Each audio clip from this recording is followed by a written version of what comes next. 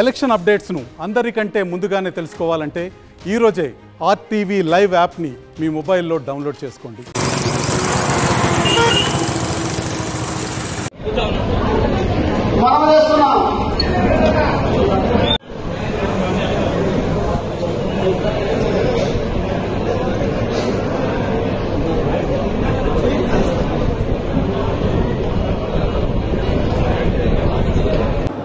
అందరికీ నమస్కారం. రాష్ట్ర స్థాయిలో దర్శిలో 91% పోలింగ్ చేసి ప్రజాస్వామ్యబద్ధంగా దర్శి ప్రజలందరూ కూడా అత్యధిక ఓట్లు వేసిన ప్రజలందరికీ మరీ నమస్కారాలు.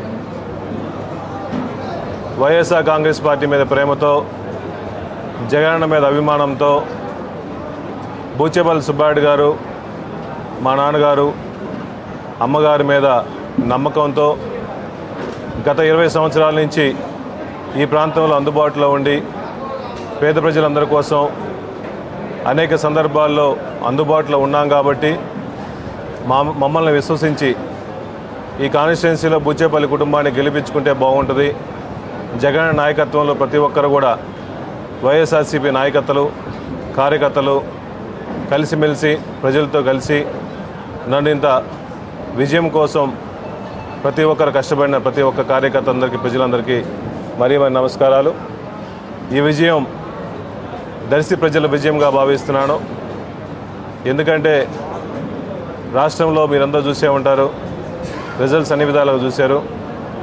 జగన్మోహన్ గారు ఎప్పుడైనా పేద ప్రజల కోసం, ఎస్సీ, ఎస్టీ, బీసీ, బడుగు బలహీన వర్గాలందరి కోసం గతంలో ఏ ముఖ్యమంత్రి చేయని విధంగా పేద ప్రజల కోసం ఎన్నో సంక్షేమ పథకాలు ప్రవేశపెట్టి ఆ పేద ప్రజల కోసం వాళ్ళ సొంత కుటుంబంలా భావించి అన్ని పథకాలు కూడా పేదవాళ్ళకు నేరుగా ఇస్తూ ఇన్ని పథకాలు, ఇన్ని మంచి పనులు గతంలో ఏ ముఖ్యమంత్రి చేయని విధంగా ఎన్నో పథకాలు పేద ప్రజలు ప్రవేశపెడితే మేమందరం ఉత్సాహంలో గవర్నమెంట్లో వస్తామనుకున్నాము. కానీ ఎన్నో కారణాల వల్ల ఎలా జరిగిందో మాకు తెలియదు. కానీ నిజంగా మేము గవర్నమెంట్లో రాలేకపోవడం నిజంగా చాలా బాధగా ఉంది. జగన్మోహన్ గారిని మొన్న కలిసినప్పుడు కూడా నిజంగా జగన్మోహన్ గారు మన పేద ప్రజల కోసం ఎన్నో మంచి పనులు చేశాము, ఏ కారణాల వల్ల మన గవర్నమెంట్ రాలేదని చెప్పేసి చాలా బాధగా ఉన్నారు. మేము కూడా కార్యకర్తలందరూ, ప్రజలందరూ కూడా బాధగా ఉన్నాము. ఎందుకంటే ఇచ్చిన పథకాలు, ఇచ్చిన మేలు ఎన్నో విధాలుగా గతంలో ఎప్పుడు చేయని విధంగా మనం చేసాము. కానీ గవర్నమెంట్లో లేకపోవడం జరిగింది. నిజంగా బాధ అనిపిస్తుంది. పదవులు ఉన్నా, పదవులు లేకపోయినా, గవర్నమెంట్లో ఉన్నా లేకపోయినా ప్రతి ఒక్క కార్యకర్త కూడా సమన్వయం పాటించి మనం కష్టపడి మన వంతు మనం పనిచేసాము. ఇదే నియోజకవర్గానికి గతం నుంచి సేవలు చేస్తూ ఉన్నాము. ఎప్పుడు కార్యకర్తలకు అందుబాటులో ఉంటాము. ప్రతి ఒక్క కార్యకర్త కూడా సమన్వయం పాటించి గ్రామంలో ఎటువంటి అల్లర్లు జరగకుండా ప్రతి ఒక్కరు సమన్వయం పాటించవలసిందిగా మనస్ఫూర్తిగా కోరుకుంటున్నాము. అదేవిధంగా రాజంపల్లిలో జరిగిన ఘటనలో రాజశేఖర్ గారికి పెట్రోల్ పోసి తగలేయటం నిజంగా చాలా బాధగా ఉంది. ఎందుకంటే 2004 నుంచి 2009 వరకు కులాలకి, మతాలకి, పార్టీలకు అతీతంగా రాజశేఖర్ గారిని దైవంగా పూజించారు ఉమ్మడి రాష్ట్రంలో. ఎందుకంటే రాజశేఖర్ గారి టైంలో ఇచ్చిన పథకాలన్నీ హామీలు నెరవేర్చి ఎప్పుడూ లేని విధంగా రైతు రుణమాఫీ అన్ని హామీలు నెరవేర్చి రైతులందరికీ ఫ్రీ కరెంట్ ఇచ్చి ఈ రాష్ట్రంలో పేదవాళ్ళందరూ బాగుండాలని ఆరోగ్యశ్రీ పథకం పెట్టిన అటువంటి మహానుభావుడి మీద పెట్రోల్ పోసి అందించడం నిజంగా చాలా బాధాకరంగా ఉంది. ప్రజలందరూ గమనించాల్సిన అవసరం ఉంది. ఎవరైనా ప్రతి పార్టీ వాళ్ళు వాళ్ళ నాయకులను పూజించుకుంటారు.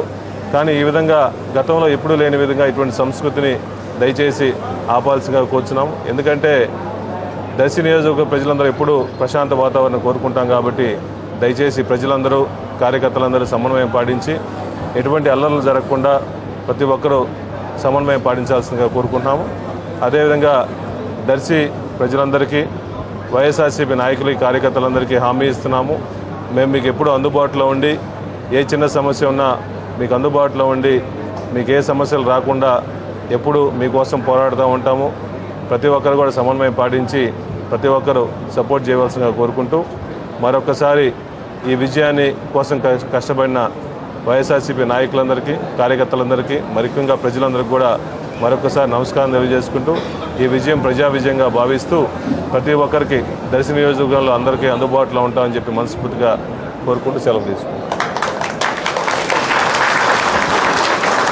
మరిన్ని వీడియోస్ కోసం ఛానల్ ని సబ్స్క్రైబ్ చేయండి. లేటెస్ట్ అప్డేట్స్ కోసం వాట్సాప్ ఛానల్ ని ఫాలో చేయండి. అండ్ లింక్ డిస్క్రిప్షన్ లో ఉంది.